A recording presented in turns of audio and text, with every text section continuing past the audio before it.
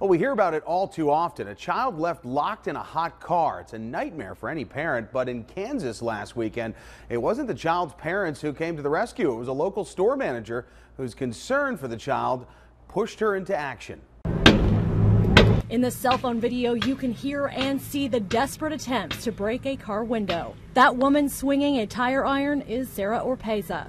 It was just very, very emotional for all of us that were around. The manager at Famous Footwear was ringing someone up at 4:15 when one of her workers ran inside screaming for help. The windows were totally up. All the doors were locked. She was covered in sweat. Like when I looked in the window, she pulled her hair back and sweat was just drip, drip, drip. I was just getting so mad that it wouldn't break. And I was just praying, like, break the window. She's gonna die. This video only shows seconds of the 2 to 3 minutes Sarah says it took to even get a crack. Every whack at the window felt like an eternity for the mom of two trying to save this girl's life. She was crying and she was like, she was drenched in sweat. Like her shoes were wet. Like she was so drenched in sweat.